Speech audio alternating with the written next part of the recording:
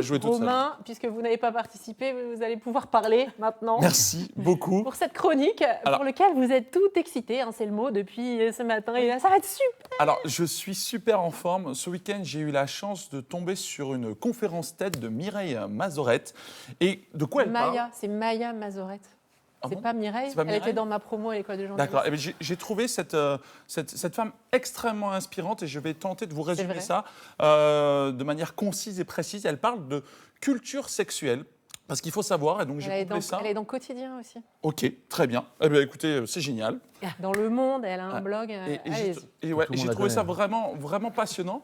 Il faut savoir que les dernières études sur la sexualité nous montrent que finalement, les Français ont de moins en moins de rapports sexuels et que les femmes s'ennuient de plus en plus au lit. Oui. C'est ce qu'elle explique avec cette sexualité vanille, où quelque part, c'est le fameux missionnaire du samedi soir. Alors, messieurs qui nous regardent, voilà, c'est ça. Messieurs, si vous nous regardez, il est temps de se réinventer, il est temps un petit peu de pimenter cette sexualité.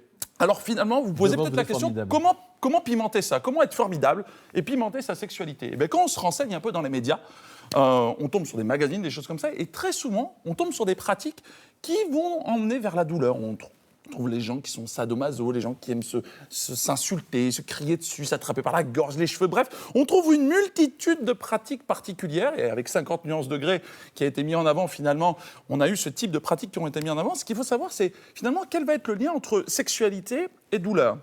Alors, petite statistique pour les gens qui nous regardent, un tiers des femmes, lors de leur dernier rapport vaginal, ont ressenti de la douleur. 3/4 des femmes, lors de leur dernier rapport anal, ont ressenti de la douleur. Et 2/3 des personnes qui nous regardent, que ce soit ici ou chez vous à la télévision, ont eu un fantasme sadomaso. Je vous laisse vous reconnaître ici parmi nous. J'ai rien sur le plateau. Non, mais voilà. C'est vrai que j'ai eu Romain dans la tête hier soir. Voilà, non, mais ça, cela ne nous regarde pas. Faut arrêter les replays, vous êtes formidables. C'est dangereux. Mais non, même avec les bottes de ma voisine. On va s'arrêter là.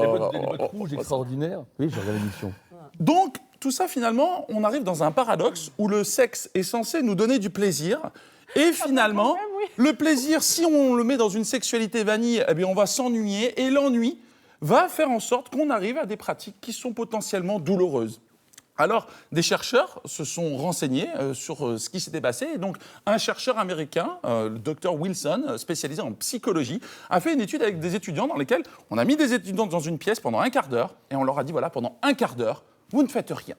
Et dans cette pièce, il y avait un bouton qui leur donnait des décharges électriques. Et ils le savaient? Ils le savaient. Ils ont signé un papier comme quoi ils préféraient donner de l'argent plutôt que de recevoir ce choc électrique. Mais pour autant, pendant un quart d'heure, eh bien, ce qu'il faut savoir, c'est que 2/3 des hommes vont appuyer sur le bouton et 1/4 des femmes vont appuyer sur le bouton. Il y a même un sujet qui a appuyé 192 fois sur le bouton. En 15 minutes. En 15 minutes, ce qui est quand même assez incroyable. C'est là qu'on voit que finalement, le sadomaso, c'est peut-être plus masculin que féminin.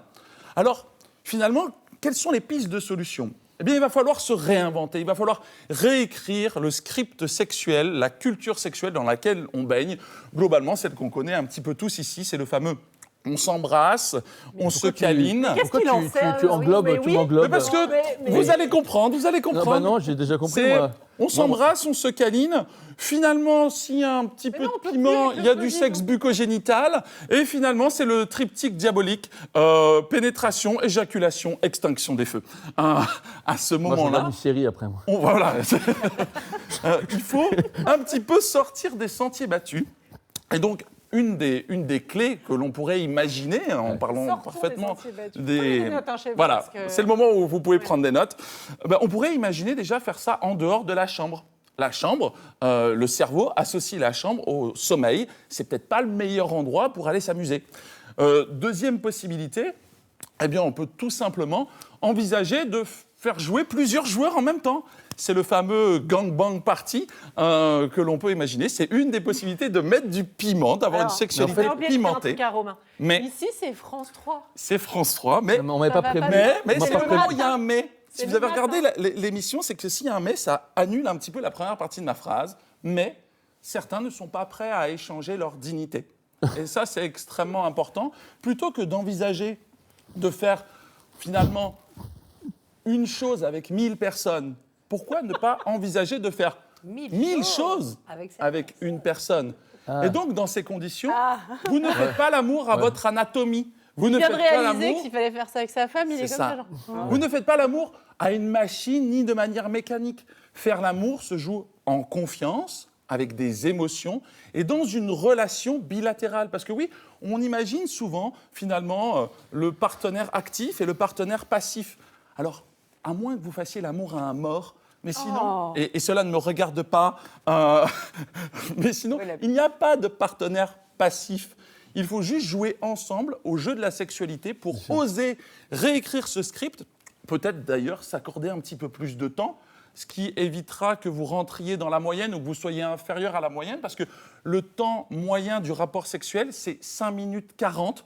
Donc c'est faux, ça. Ah non, c'est scientifique. C'est beaucoup moins. Ça dépend de référentiel. C'est pas ça, Cela ne me regarde pas. J'ai moi-même des chiffres et on en parlera tout à l'heure en antenne.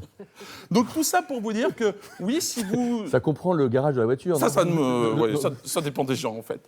Et tout ça pour vous dire que, oui, si vous vous accordiez 3 heures pour faire l'amour, eh bien, peut-être que vous auriez... Ben oui, 3 heures. Peut-être que vous autoriseriez à une autre manière, un autre moyen. Donc, c'est une des clés possibles. Alors, avant de finir cette chronique, je tenais quand même à passer un petit message personnel.